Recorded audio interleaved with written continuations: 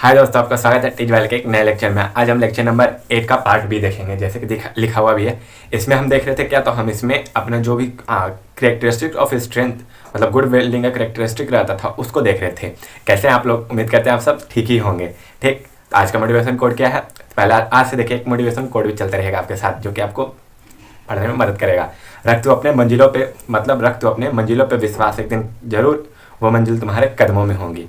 मतलब अपने मंजिलों पर विश्वास रखिए, अपने कदमों पर विश्वास रखिए कि जो हम कर रहे हैं वो सही है, उसके प्रति सब कुछ सही है, वो एक दिन जरूर आपके पास आएगा।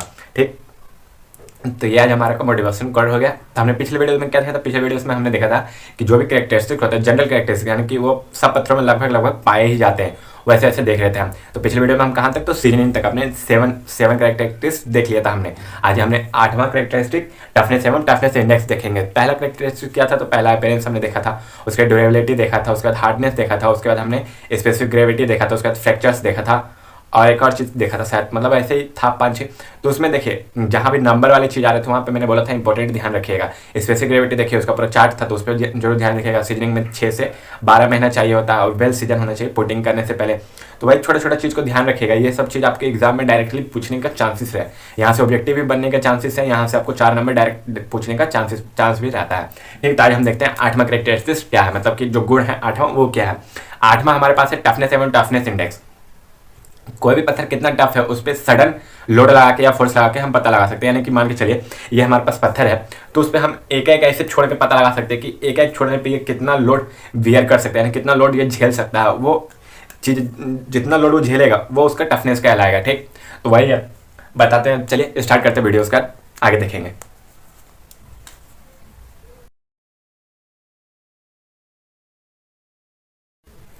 अपना वीडियो स्टार्ट करते हैं। क्या है पहला, टफनेस एवं टफनेस इंडेक्स। टफनेस एवं टफनेस इंडेक्स देख रहे हैं हम किसका, तो स्टोन का।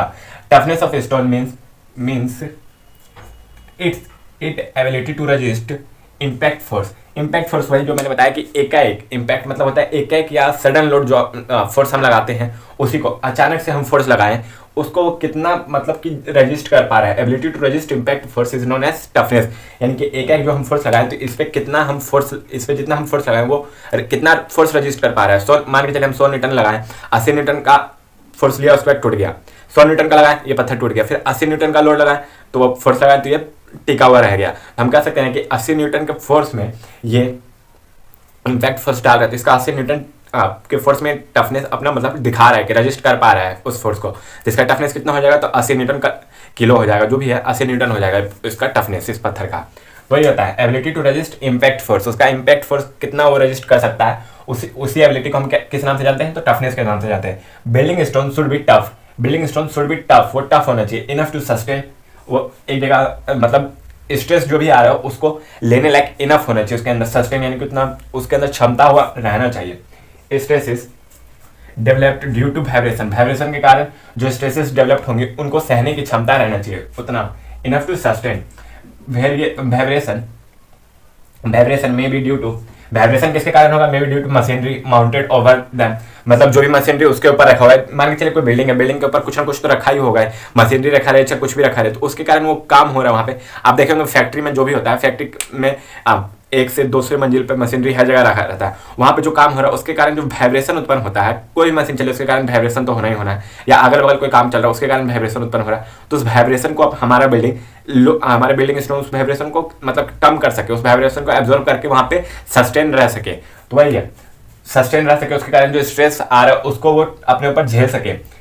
And due to load moving over them due to load moving मतलब कि जैसे कि हम ही चल रहे हैं यहाँ से वहाँ, तो इसके नीचे जो भी पत्थर है हमारे मतलब छोटे छोटे गिट्टी होते हैं, स्टोन होते हैं, उसके नीचे जो है वो हमारे लोड को सस्टेन कर रहे हैं कि नहीं। नीचे वाले के पास तो ये नहीं है कि हम यहाँ चल रहे हैं नीचे वाले को इफेक्ट हो रहा है, वैसा तो नहीं होता।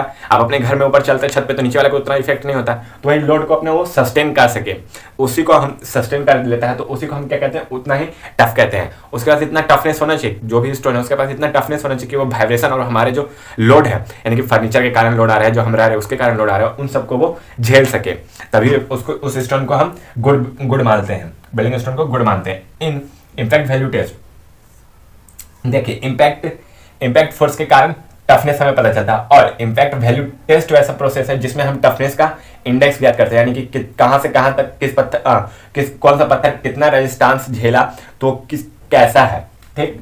If toughness index comes less than 13, और जो 13 से कम रहा है टफनेस इंडेक्स, तो स्टोन इज नॉट टफ।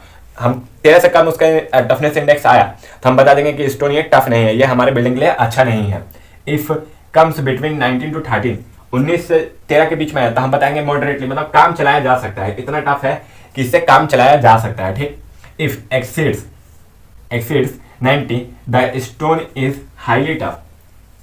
अगर जो 90 पार करता है, क्या टफनेस इंडेक्स अगर जो 90 पार कर जाता है किसी भी स्टोन का, वो तो हाई टफ है, वो हमारे बिल्डिंग के लिए एकदम सुटेबल है, या रोड पेमेंट ही बना रहे हैं हम तो उसके लिए सुटेबल है। यानी कि जो रोड पे हल्का छोटा छोटा गिट्टी रहता है ना, उस पर अगर जो 19 से ऊपर आ जाता है टफनेस इंडेक्स, तो वो सुटेबल होता है रोड के लिए। फिर परसेंटेज बियर इन एट्रिएशन टेस्ट, इसका देखिए, बियर मतलब होता है रगड़ना, बियर मतलब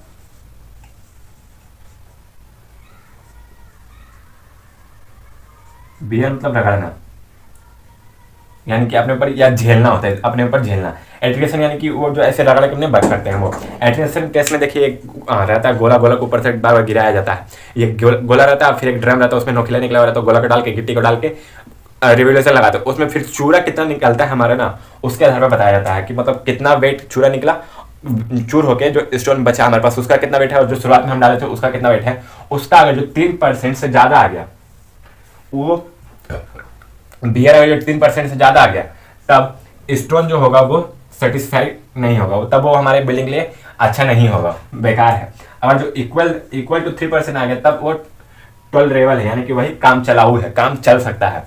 अगर if it is less than 3%, अगर 3% से कम रहा उसका बियर, तब वो स्टोन गुड रहेगा, किसके लिए, बिल्डिंग कंस्ट्रक्शन के या कोई भी कंस्ट्रक्शन के लिए वो स्टोन बहुत अच्छा है, यानी कि वैल्यू उसका जो इम्पैक्ट का वैल्यू होगा वो बहुत ज़्यादा अच्छा आएगा, टफनेस उसका ज़्यादा होगा, वो हमारे बिल्डिंग के लिए सुटेबल रहेगा। अगर जो टफनेस अच्छा रहेगा तो उसका ड्यूरेबिलिटी अच्छा होगा, यानी कि कोई भी प्रेशर आके एकाएक लगेगा तो टूटेगा नहीं, टफनेस के कारण वो टूटेगा नहीं तो यानी वो ड्यूरेबल है, सिंपल। तो यानी कि टफनेस अच्छा है तो हमारी ड्यूरेबिलिटी अच्छा होगा। टफनेस के ऊपर ही डिपेंड करता है मेनली ड्यूरेबिलिटी। टफनेस सही रहेगा तो हमारा वेदर रेजिस्टेंस का उस पर इफेक्ट पड़ेगा, वेदर रेजिस्टेंस, क्योंकि आप देखिए वेदर रेजिस्टेंस अगर इफेक्ट करता है तो टफनेस पे ही इफेक्ट करता है मेनली। और टफ नहीं रहेगा तो तुरंत सॉफ्ट रहेगा तो तुरंत वेदर के कारण वो टूट जाएगा। फिर वो ड्यूरेबिलिटी पे चल गया, यानी कि वही टफनेस अगर जो अच्छा है किसी भी स्टोन का तो वो ड्यूरेबल होगा, ज़्यादा काम में आएगा, हमारे ज़्यादा उपयोग होगा, वो उसका लाइफ होगा वो बहुत ज़्यादा होगा, यानी कि जो भी मैक्सिमम लाइफ होता है 20-25 साल, तो वो उतना ज़्यादा वो अपना सस्टेन कर सकेगा, ठीक। तो यही हमारा टफनेस था। इसके बाद हम देखेंगे वेदरिंग ही, शायद इसके बाद हम वेदरिंग ही देखेंगे, उसको देख लेंगे तो हमारा 9 चल जाएगा, उसके बाद 16 में से 9 हो जाएगा हमारे। उसके बाद आगे देखेंगे, कंटिन्यू चलते रहेगा, पार्ट सी पार्ट डी तक आने की संभावना है, ठीक। तब तक आप इसको नोट डाउन कीजिए, अपने दोस्तों को ज़्यादा से शेयर कीजिए ताकि वो ज़्यादा ज़्यादा इसका फायदा उठा सकते हैं। लाइक कीजिए, सब्सक्राइब कीजिए हमारे चैनल को, और हमारे चैनल पर उपलब्ध सभी वीडियोज़ को लाइक करिए, अपने दोस्तों को शेयर कीजिए ताकि वो ज़्यादा से ज़्यादा इसका फायदा उठा सके। Thank you.